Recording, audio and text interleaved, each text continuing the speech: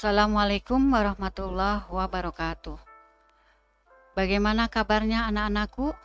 Alhamdulillah, mudah-mudahan kalian diberikan kesehatan, keberkahan ilmu, dan keberkahan umur. Baik, sebelumnya kita lanjutkan materi yang sudah kita bahas, yaitu tentang persamaan kuadrat. Namun sebelumnya Ibu mengucapkan terima kasih kepada anak-anakku yang sudah mengumpulkan tugas kemarin ya, dan bagi siswa yang belum mengumpulkan tugas, Ibu tunggu ya. Kalau seandainya tidak paham, silahkan kalian tanyakan kepada temannya atau mungkin bisa langsung tanyakan kepada Ibu. Ya baik, Ibu masuk pada pembahasan selanjutnya yang kemarin sudah dibahas, yaitu persamaan kuadrat dengan cara pertama, faktorisasi. Kita awali pertemuan hari ini dengan mengucapkan Bismillahirrohmanirrohim.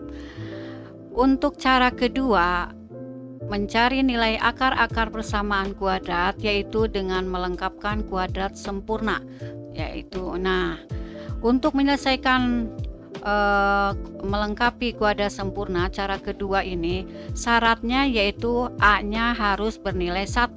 Jadi kalian sebelum mengerjakan soal itu harus lihat dulu nilai A. Kemarin sudah Ibu tanyakan pada pertemuan pertama, nilai A-nya berapa, B-nya berapa, C-nya berapa. Nah, kalau A-nya sudah bernilai 1, langsung kamu masukkan rumus setengah B pangkat 2. Baik, kita ambil contohnya. Yang pertama, tentukan penyelesaian persamaan kuadrat dari X pangkat 2 ditambah 3X tambah 2 sama dengan 0. Nah, ini kan sudah kelihatan. A-nya berapa? 1. B-nya berapa? Bagus. Ya, sudah ada yang menjawab. B-nya 3, C-nya 2. Kalau seandainya A-nya sudah bernilai 1, nah, langsung kita JWB. Apa JW? Jawaban. Nah, lihat penyelesaiannya.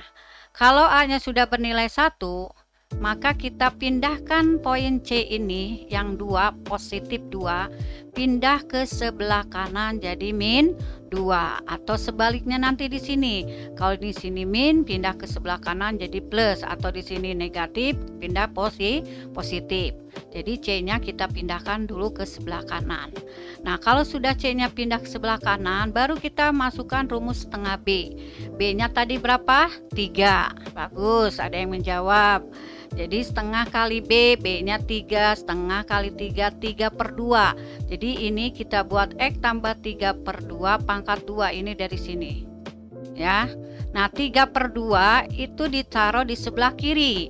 Nah, sebelah kanan juga harus dimasukkan 3/2 dari min 2 tambah 3/2. Hanya 3/2-nya dipangkat 2 kan, jadi 9/4. 3/2, 3 pangkat 2 9, 2 pangkat 2 adalah 4. Berapa nilai min 2 tambah 94?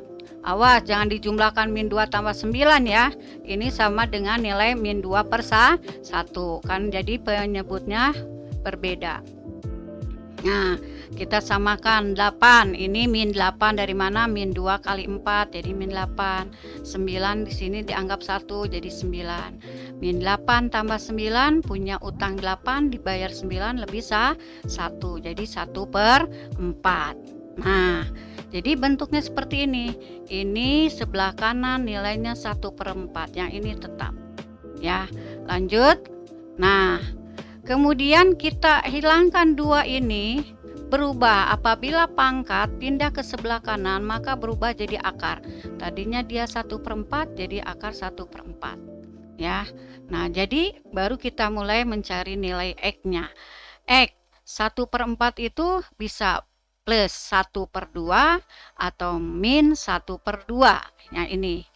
Nah, baru kita uraikan plus min. Jadi X1 kita ambil yang positifnya 1/2. Jadi plus 1/2 dikurang 3/2. 3/2 dari mana? Dari sini. Jadi plus pindah ke sebelah kanan jadi min 3/2. Jadi 1/2 dikurang 3/2. Punya uang 1, bayar 3, masih punya utang. Jadi min 2. Min 2/2 sama dengan min 1. Kedua, keduanya kita ambil yang minnya. Jadi min 1/2 dikurang 3/4. 2, maaf. Jadi punya utang 1, ngutang lagi 3, tambah banyak utangnya. Jadi min 4/2. Jadi jawabannya yang pertama X1-nya min 1/2, X2-nya min 2, min 1 dengan min 2. Nah, jadi himpunan penyelesaiannya adalah min 1, min 2. Jadi untuk soal nomor 1 tidak ada masalah karena A-nya sudah bernilai 1. Lanjut. Contoh berikutnya. 2x pangkat 2 dikurang 7x tambah 6 sama dengan 0. Berapa nilai A-nya? A-nya bukan 1, yaitu nilainya 2 di sini. Maka kita selesaikan A-nya dulu, dirubah dibagi 2. Kenapa dibagi 2? Karena A-nya bernilai 2. Kalau di sini A-nya min 2 ya dibagi min 2 semuanya, bukan A-nya aja. 2 dibagi 2, 7 bagi 2 dan seterusnya. Nah, ini sudah dirubah, sudah dibagi 2. 2 bagi 2 jadi 1. 7 bagi 2 jadi 7/2. 6 bagi 2 adalah 3. Kalau sudah bernilai A-nya bernilai 1, tadi apa? Ya, C-nya pindah ke sebelah kanan. Mana C-nya? Ini 3. Nah, seperti ini. Jadi 3 pindah ke sebelah kanan. Lanjut kita menggunakan rumus setengah B. Nah, dari mana 7/4? 7/2. Setengah kali 7/2 jadi 7/4. Nah, yang sebelah kanan tambahkan dari 49 tambah per 16. Dari mana 49 per 16? 7 pangkat 2, 49. 4 pangkat 2, 16. Jadi yang dipangkatkan di atasnya atau pembilangnya dan penyebutnya. Hasilnya 1/16. Nah, lanjut. Nah, ini 7/4 pindah ke sebelah kanan. Ya. Akhirnya jadi akar 1/16. Tadinya kan tidak pakai akar. Ini kenapa berubah jadi akar? Karena pangkat 2 pindah ke sebelah kanan. Jadi jawabannya 1/4 dari akar 16 atau min 1/4. Lanjut. Nah, ini. Jadi X1-nya 1/4 ditambah. Dari mana ditambah? Dari sini. Tadinya dia min 7/4 pindah jadi plus 7/4. Jadi 8/4. Ya, dari 1 tambah 7 sama dengan 2. Ekuadoanya adalah min 1/4 tambah 7/4 sama dengan 6/4. Min 1 tambah 7, 6. Jadi himpunan penyelesaiannya adalah 3/2,2 atau 2,32. Nggak apa-apa, mau ditukar. Biasanya memang diurutkan dari yang terkecil dulu. Ya, baik. Mudah-mudahan kalian paham. Nah, selanjutnya cara ketiga dalam mencari akar-akar persamaan kuadrat, yaitu dengan menggunakan rumus kuadrat ABC. Yang paling banyak diminati siswa untuk mencari akar-akar itu rumus ABC. Ya. Nah, ini rumusnya. Min B plus min B pangkat 2 dikurang 4AC 2A. Jadi kalian dasarnya harus tahu mana A, mana B, mana C. Jangan sampai salah menentukan nilai A, B, C-nya. Kita ambil contoh. Nah, contoh. Tentukan penyelesaian persamaan kuadrat. A-nya berapa? 3. Langsung kan? B-nya min 6. Kadang siswa suka ada berapa? B-nya berapa? 6. Padahal ini 6 itu di depannya ada tanda. Ini adalah milik 6. Jadi negatif 6. Ya, min 6. Di sini C-nya 2. Kalau plus nggak usah ditulis. Tuh. Oke. Masukkan min B jadi 6. Kenapa jadi plus 6? Karena di sini ada negatif.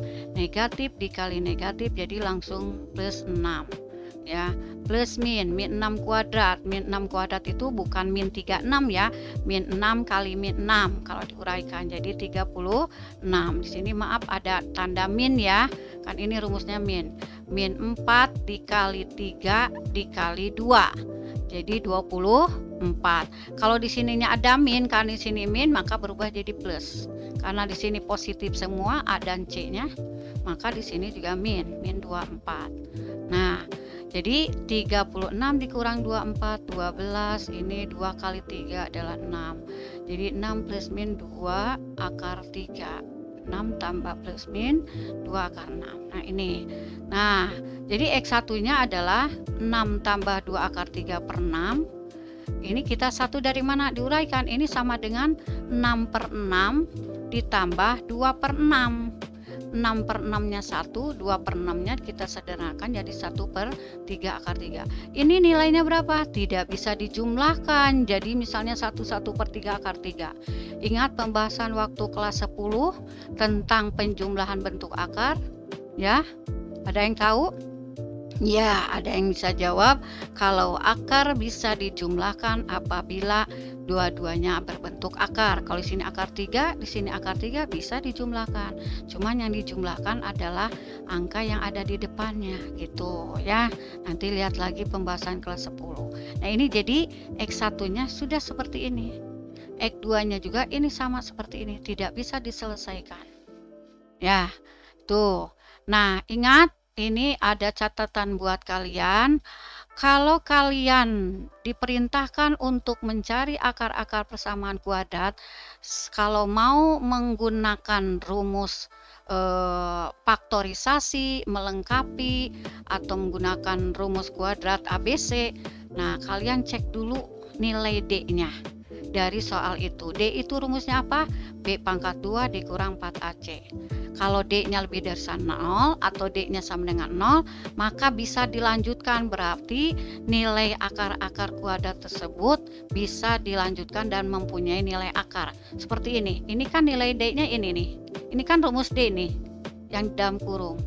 B kuadrat dikurang 4AC, ini rumus D. Nah, ini D-nya berapa? 12. 12 kan di atas 0. Berarti dia punya nilai.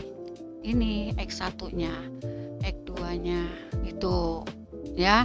Nah, seperti contoh-contoh yang sebelumnya juga, kamu kalau mau mengukur apakah ini punya akar-akar, periksa dulu. Misalnya nilai D-nya min 2. Min 2 itu kan kurang dari 0. Berarti dia tidak mempunyai nilai akar-akar persamaan kuadrat. Jadi ulangi, kalau menentukan akar-akar persamaan kuadrat, kamu tentukan dulu nilai D. Kalau D-nya lebih besar dari 0 atau sama dengan 0, maka kamu bisa mencari nilai akar-akar itu mau menggunakan rumus atau mau menggunakan faktorisasi atau menggunakan melengkapi kuadrat sempurna ya. Itu saja yang bisa Ibu sampaikan mengenai mencari akar-akar persamaan kuadrat. Oh ya, Ibu akan mengingatkan kepada kalian yang tugas kemarin pada halaman 4 itu ada beberapa siswa yang sudah japri ke Ibu lewat telegram ya. Sebetulnya lebih enak tugas itu dikumpulkan lewat telegram karena memang nilainya langsung Ibu koreksi, tidak seperti WA gitu ya, karena telegram juga kelebihannya muatnya lebih banyak, Ibu bisa ketahuan yang salahnya di mana. Kalau lewat WA itu dikoreksinya jadi nggak langsung di kertasnya kerjaan siswa ya. Nah, kemarin yang ada yang mengumpulkan lewat telegram dan salah, jangan putus asa, harus terus kamu belajar. Kalian hanya tidak teliti saja. Jadi sebetulnya yang soal halaman 4 itu bisa diselesaikan pakai rumus ABC dulu kalau kalian nggak bisa ini. Jadi Ibu harapkan kalau ada tugas, jangan hanya mengandalkan dari informasi ilmu dari Ibu saja. Kalian punya LKS atau buku paket, atau kalian bisa browsing ya, lebih banyak ilmu lebih baik ya, sebagai perbandingan. Itu saja yang bisa Ibu sampaikan. Nah, untuk selanjutnya tugas kedua dari pertemuan sebelumnya dan sekarang pertemuan kedua, berarti tugas kedua ya. Kalian silahkan buka LKS-nya, masih tentang halaman 4, cuman Ibu ganti pertanyaannya. Kamu kerjakan soal nomor 3, diselesaikan dengan rumus melengkapi kuadrat sempurna sama rumus kuadrat ABC. Itu soal nomor 3 ABC. Sama LKS halaman 7. Lihat yang judulnya penilaian harian. Di situ soal nomor 1 dan 2. Nah, nomor 1 dan 2 kamu cari akar-akarnya dengan menggunakan 3 rumus. ya.